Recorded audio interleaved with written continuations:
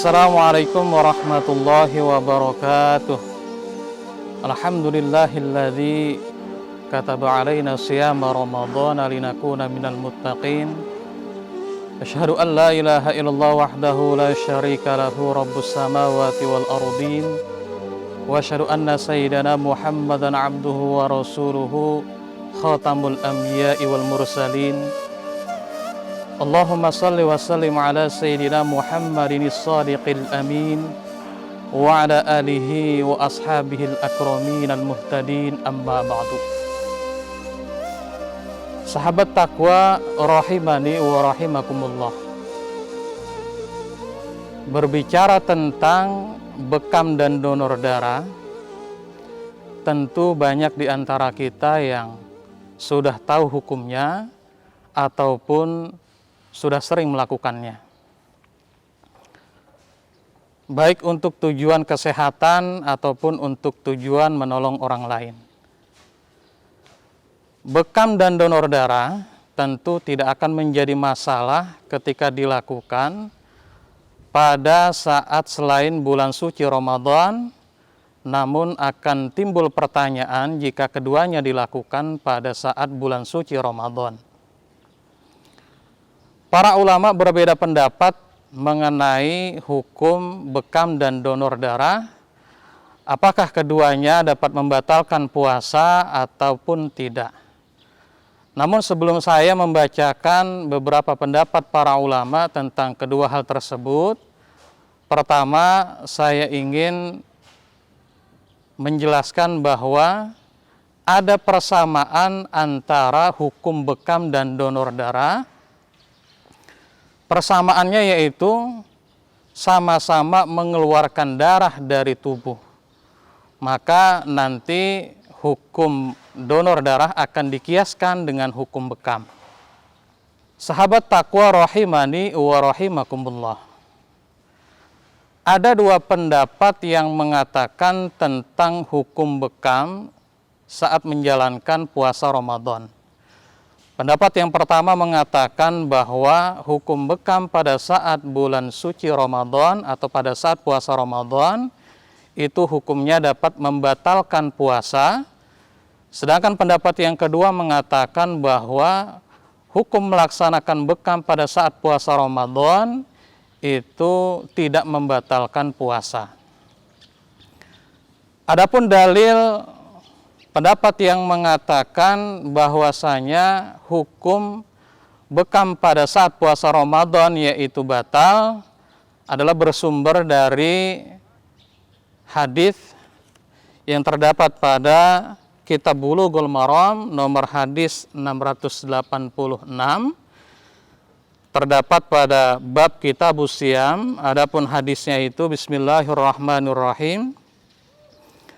Wa an Shaddad ibn Ausin radhiyallahu anhu anna Nabiya sallallahu alaihi wasallam ata ala rajulin bil baqi'i wa huwa yahtajimu fi ramadana faqala aftaral hajimu wal mahjumu rawahul khamsatu illa Tirmidzi wa sahahahu Ahmadu wa Ibnu Khuzaimah wa Ibnu Hibban. Artinya dari Shaddad bin Aus bahwasanya Nabi Shallallahu Alaihi Wasallam pernah melewati seorang lelaki yang berbekam di bulan Ramadan di Baqi. Maka Nabi Shallallahu Alaihi Wasallam bersabda, berbukalah orang yang membekam dan orang yang dibekam. Hadis riwayat Imam yang 5 kecuali Imam Tirmidzi dan disahihkan oleh Imam Ahmad, Ibnu Khuzaimah dan Ibnu Hibban. Menurut hadis tadi, orang yang melakukan bekam pada saat puasa Ramadan, baik itu yang membekam ataupun yang dibekam, maka puasa keduanya menjadi batal. Adapun dalil pendapat yang mengatakan bahwa bekam dan donor darah ini tidak membatalkan puasa, Itu bersumber dari hadis Nabi Shallallahu Alaihi Wasallam yang terdapat pada kitab Bulughul Maram nomor hadis 685. juga terdapat pada bab Kitabus Shiyam. Adapun hadisnya, bismillahirrahmanirrahim. Wa Ibnu Abbas radhiyallahu anhuma anna Nabiy sallallahu alaihi wasallam ihtajama wa huwa muhrimun wa ihtajama wa huwa shaimun, rawahul Bukhari. Artinya dari Ibnu Abbas radhiyallahu anhuma bahwa Nabi sallallahu alaihi wasallam pernah berbekam padahal beliau dalam keadaan ihram, dan Nabi Shallallahu Alaihi Wasallam juga pernah berbekam dalam keadaan berpuasa. Hadis riwayat Imam Bukhari. Dan dalil yang kedua juga bersumber dari hadis Nabi yang terdapat di dalam kitab Sahihul Bukhari, nomor hadis 1940, yang terdapat pada Babul hijamati wal qai'i lis-shaimi. Adapun hadisnya itu bismillahirrahmanirrahim.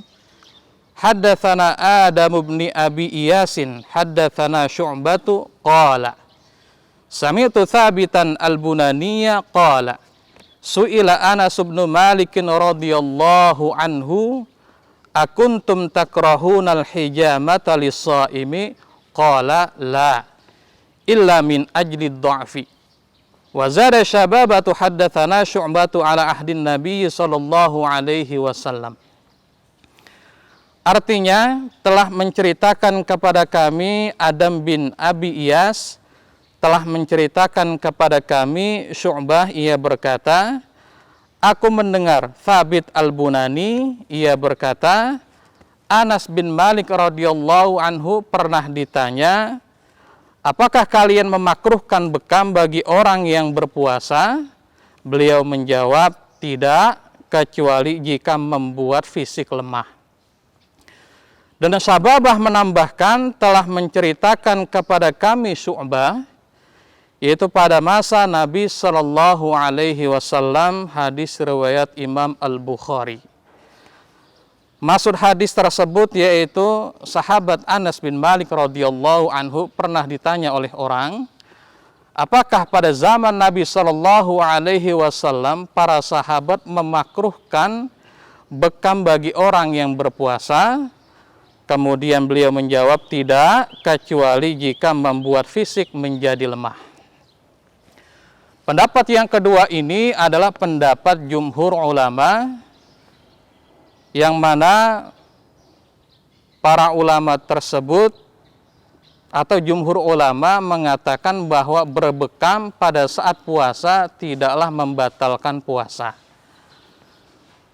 Hal ini sesuai dengan apa yang disampaikan oleh Imam Syafi'i rahimahullahu di dalam kitab Al-Majmu', bahwasanya beliau berkata, hadis yang tadi disampaikan oleh Sayyidina Ibnu Abbas radhiyallahu anhuma adalah hadis yang menasakh atau menghapus hukum daripada hadis Syaddad bin Aus. Maka menurut beliau, hukum dari hadis Syaddad bin Aus tadi tidak lagi berlaku.